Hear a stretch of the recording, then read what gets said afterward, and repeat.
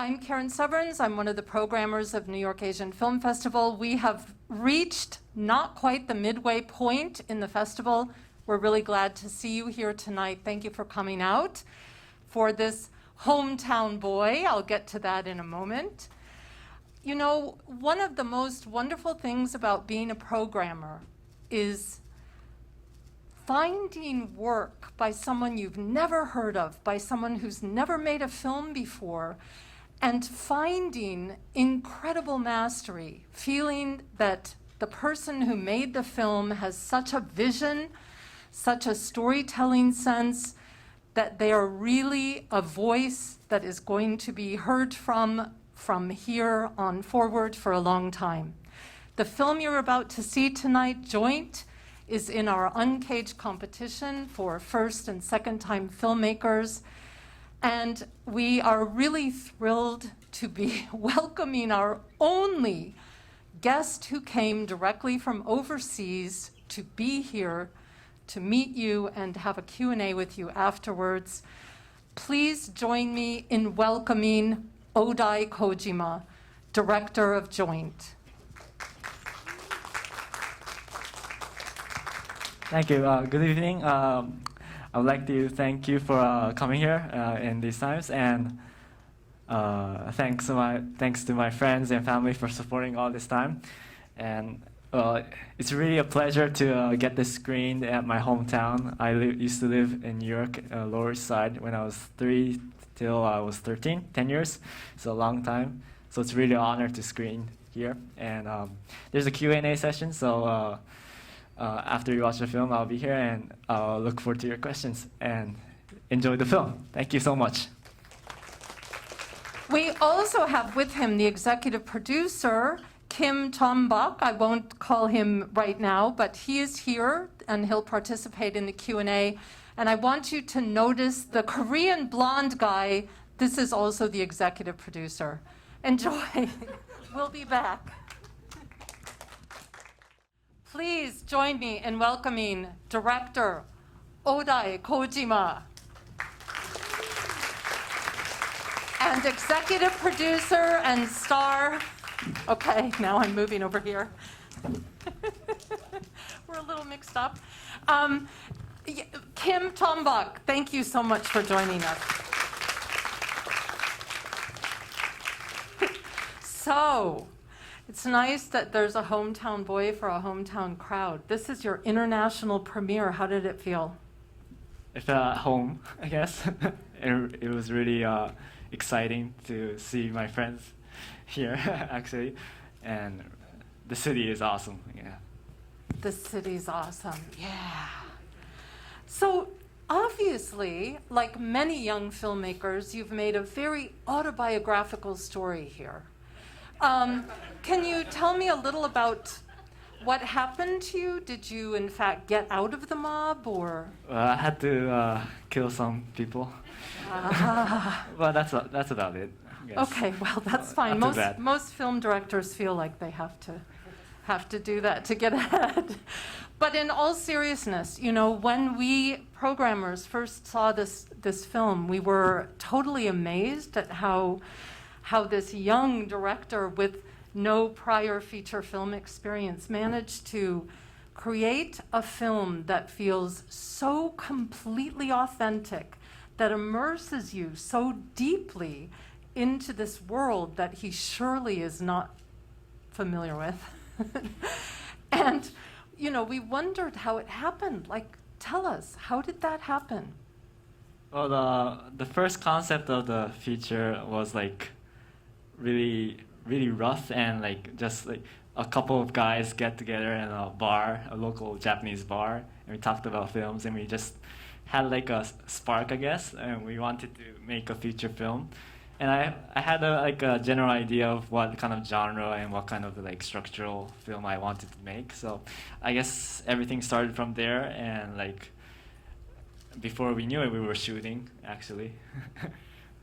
And how long did that whole process take, from the bar to the editing? I think, yeah, it took about like 2.5 years, I guess, maybe 3. we had some couple reshoots, of course, and like the editing, like it was my first feature, so like it was really tough, but I guess it was worth it. Yes, it was absolutely worth it.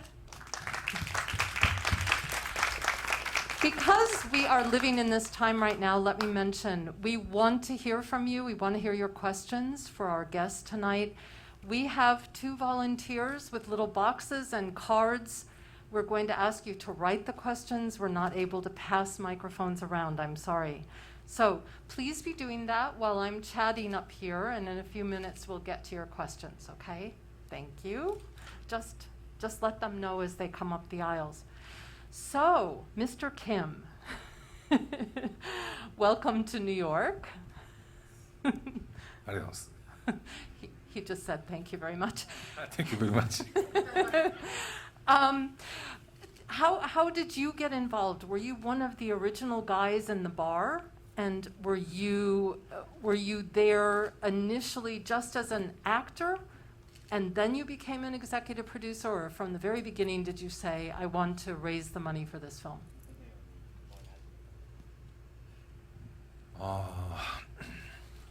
最初は役者で、オーディションさせてもらいまして、 First, he was an actor for the film, and he came to the auditions.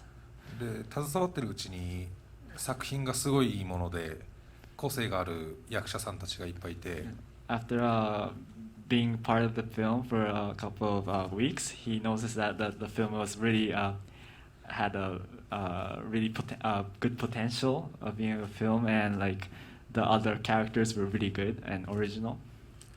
で、まあこの作品をぜひちょっともう一人でも多くのお客様に見てもらえたらなと思って、でいろいろ監督の方にちょっとアドバイスをさせてもらって、で。日本の上映であったりそういったものですねちょっと協力させてもらいました。 And after feeling that the film had a lot of potential, he became interested in trying to make a wider audience for it and try to distribute it across Japan and of course internationally. Of course internationally, yes. Would you mind telling us what the budget was? I don't think anybody here is going to believe this. The initial budget was about 600,000, I guess. 600,000, Yeah, but of course we had lots of budget constraints and budget. How do you say it? It began more and more, but it began first like a super low budget film, I guess. And it still remained a super low budget film, no? Yeah, in comparison to others, I guess. So yeah. You don't want to share that information, Yeah. though. Okay, because there's, all right, then you can find this on websites out there if you're really curious about it.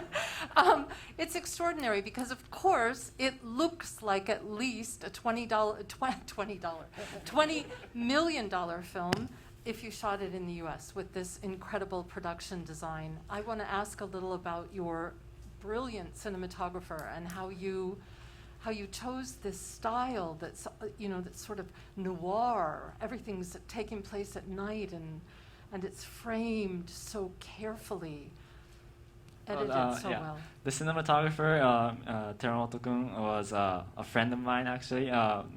He was introduced by one of the actors in the film, and he came from Fukuoka and came to Tokyo recently, and we just got together for like a drink, and we shared like the same interests in film, and like we love the same cinematographer. Roger Deakins is awesome. Yeah, something like that. Roger Deakins fan. Yeah. Okay, we should have known. And we shot a short film together a couple of times, and I was like, let's shoot a feature film then, and it came naturally. And the style of shooting was really inspired by many documentary style films and like multicam style films, and we wanted to have like a real how do you say it? Immersive style to it, as well as like gradually becoming more and more refined as the story progressed. So like I thought that before shooting we had like multiple conversations about it, and we had like a general idea how we should But you shot single cam. We shot, actually I shot B cam most of the time.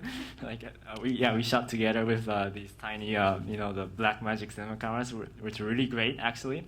We shot together, mostly two cam, I guess. But as the story progressed, one cam was mainly used. It's amazing looking. Looks like a European art house film. Yeah, it's amazing looking, isn't it? Great. Thank you so much.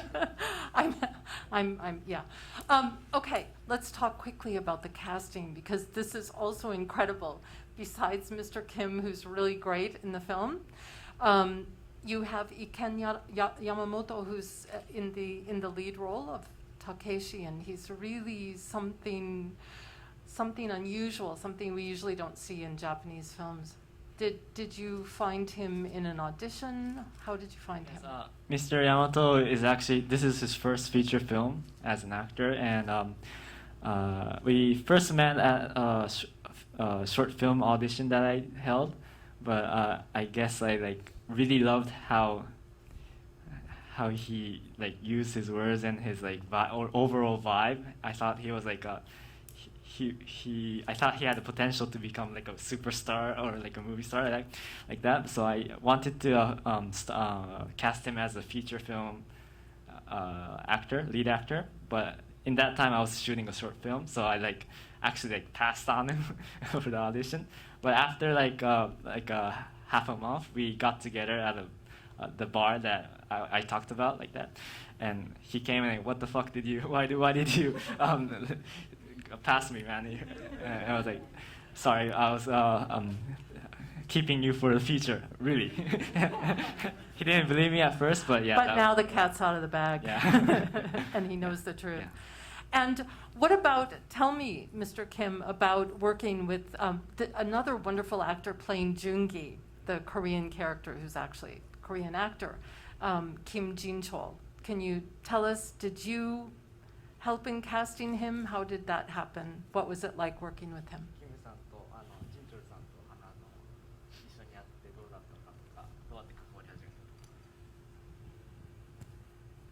ジンさんとはやはり韓国語が喋れるで、年も近いっていうことですごいナチュラルに自然にもうご飯食べて、ジンさんの家に泊まって山本と3人でそれでそのまま現場に向かうみたいな、距離を縮めてですね、やらせてもらいました。From Mr. Jinchul and Kim Chang-bak here, they were of course both Korean, and so they got off really good. And besides shooting, he stayed at Jinchul's house, and they cooked together with Yamamoto-san actually. And after that staying over, they just directly came to the film shooting. So they were really good friends, I guess. That's great. Are we ready to have some audience questions? Okay. Could you explain the meaning of the title, Joint? That's a really good question. And why you chose technology and data as a major theme? Well, for the title, joint means many things in English. I'm sure you know. First, a joint of weed, joint of my elbow joint right here. It means prison. I was back in the joint. It actually means movie, like a Spike Lee joint. So for my first feature, I was thinking, what's a good title that incorporates all the ideas and the theme, and I guess joint fit all the meanings really well. So that's the meaning for the title, and it was catchy, I guess. Yeah. And for the other question, IT business. Well, first, the theme of the film, I think, for me is really personal identity and how you like to live your life. And so in the digital age, there's there's lots of data of how you live or what kind of person you are.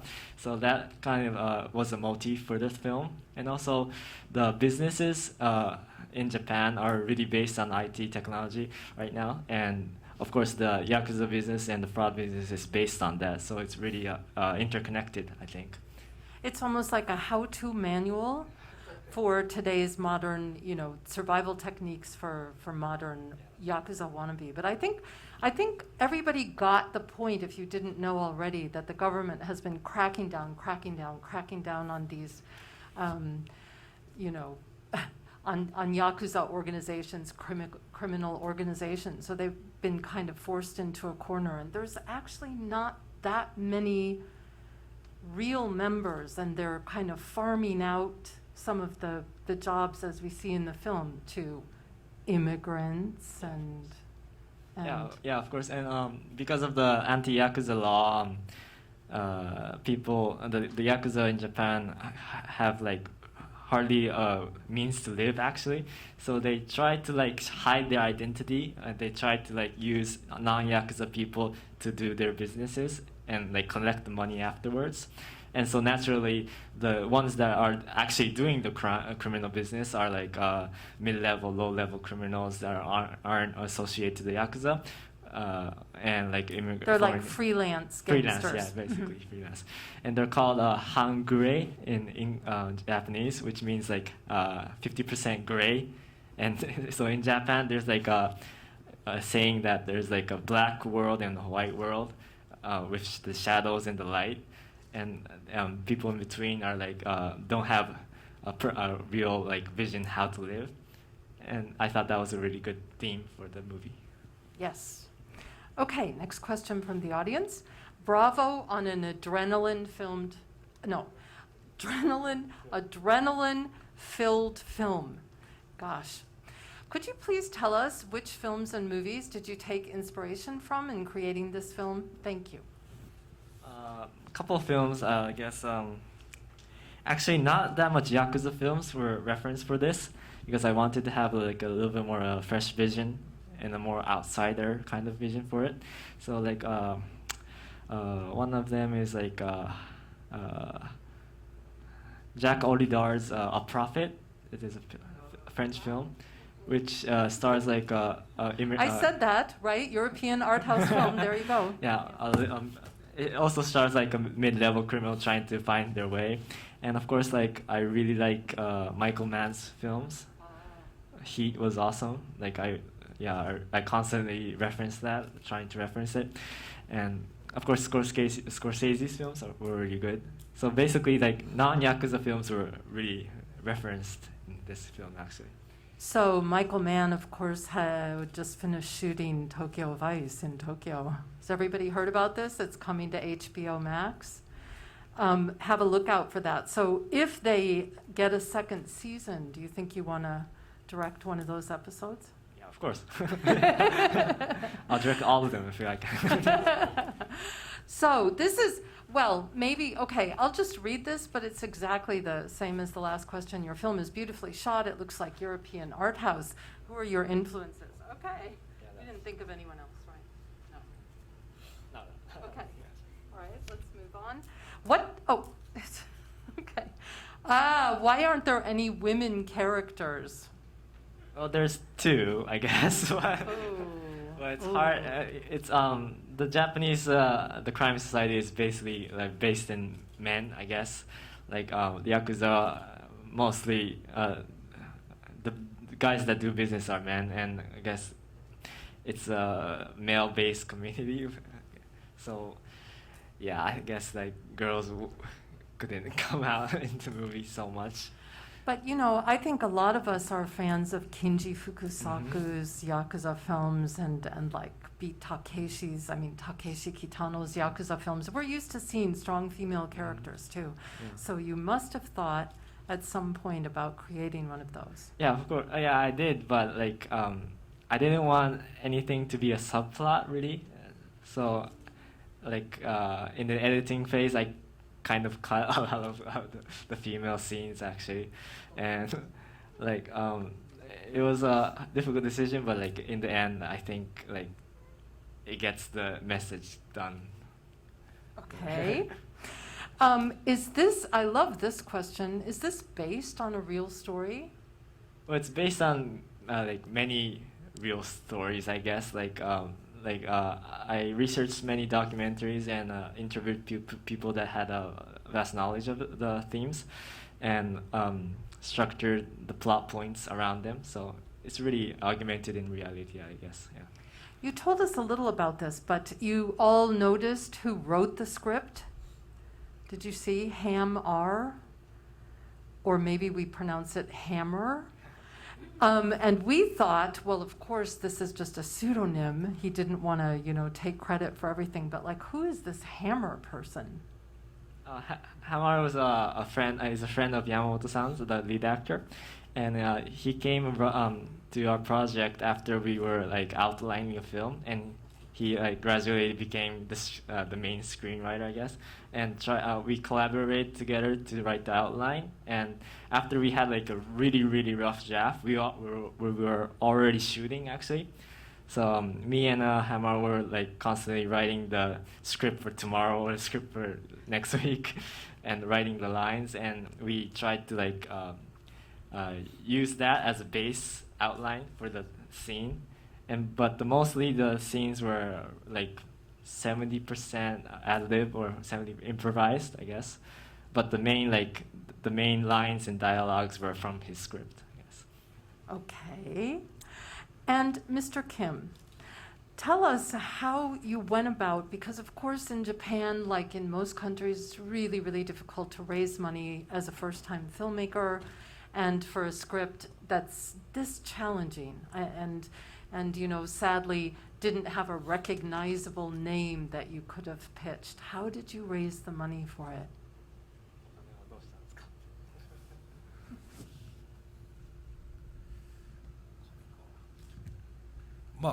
作品が良かったもんで、資金調達っていう意味ではそこまで難しいことではなかったんですよね。それで結構過去に僕が会社経営もしてたんで、その辺のスポンサーになってくれるような方っていうのは結構たくさんいらっしゃいましたね。未来への投資ですね。For the film, he thought it was a good film first, so it wasn't that of a hard problem for him to raise money. He has a company of his own, of course, and he used his connections to bring people that are interested in the film. So. And you didn't have to shoot anybody. Not that I know of. Run any fraud schemes out of Thailand. Have you heard about this? There's lots and lots of these phone fraud, cell phone fraud schemes that are being run out of Thailand, because apparently you can get tons of phone numbers, and a lot of Japanese, as well as Chinese, I believe, have gone there, and they set up in these big warehouses, and they just hire a ton of workers to run these "Hi, it's me, Mom. I'm in trouble. Give me money" kind of schemes. Very similar to what you saw going on in the film, right? Right. Okay. Are there more questions? Okay. Let's get to these last couple of questions, since we still have a little bit of time yet. But someone wrote a book. Maybe I'll leave the book until last. Let's start with this one. How did your background in architecture influence how you shot space and movement in the film? Great question. Very technical. Well, like you said, I studied architecture in the university, but I gradually changed my course to filmmaking when I was after I graduated. But I guess in architecture, you design with light, I guess. And it's really the same thing in filmmaking, I guess. So how the light affects the space, if it feels happy, if it feels sad, if it feels nostalgic or a little bit sentimental. I think that those are architectural design elements are really influential in for example, lighting a scene, of course, and picking locations, because every location has a vibe. that's different from another. So yeah, I guess it's related, but I didn't really like think about it like that way. Yeah, but all of the, I mean, most of the things that were connected to Takeshi and his world were, you know, in gleaming sort of glass and steel buildings that were very impersonal, including his office where he was living as well. And then, you know, whereas the places that you met the immigrant community, this group that takes care of all of the immigrants who can't otherwise find work, were all a little bit sort of run down and more Yeah, more because friendly feeling, I think. I kind of wanted to let the lead character Takeshi have like a blank slate or like a gray slate. How do you say it? Because like I wanted the other environments and other elements around him to influence him in many ways, and like finally in the end he'll like make his decision of how he'll live. So that's probably why. We don't really so much see what happens after he makes his decision. Is there going to be a sequel? Well, I wanted to end the film as if there was going to be a sequel, so there's obviously a possibility. Yay! And let's hope he goes to Korea and we follow him there, yes? And Mr. Kim can help you in Korea doing all of the money raising and casting. And That'd be cool. cool. Okay, so here's the final question from the audience. Are you ready for this? I'll read it as quickly as possible. It felt personal right from the start. I felt like I was what? Intruding on people because of how it's shot. I noticed how close the faces were during personal emotion, and how we could see personal emotion on the faces. And then for serious, intense situations, the camera captured shadows and full bodies, especially, gosh, I'm sorry, probably near the end. Question. Was the choice to film faces up close or to have more distance a result of the type of the film or a personal style you have? Also, the scene with Takeshi acting, eating noodles and being called for some kind of business related a reference to Rick Deckard from Blade Runner. This is wonderful. Being interrupted and called to business when he, you know, so what were you inspired by Blade Runner in that scene of eating noodles? For the noodles, no, but I love Blade Runner, so yes, that's good. Yeah, for the framing, I guess I wanted to make it feel, make the feel overall like claustrophobic, I think, and like gradually, as Takeshi progresses, he has like a more wider view of society and himself. So I guess the framing comes from that. Great. Thank you so much Thank you for so being much. here tonight. Thank you, audience, for coming out and watching. Please get the word out that from tomorrow, for 5 days, this wonderful film joint is available on the FLC Virtual Cinema, that's Film at Lincoln Center website. And you can find more about that, of course, at NYAFF.org.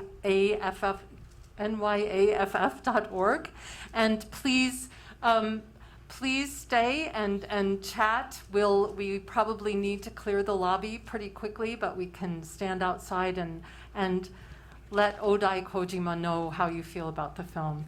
Thank you so Thank you much so for much coming today. all the way from Japan tonight. Thank you.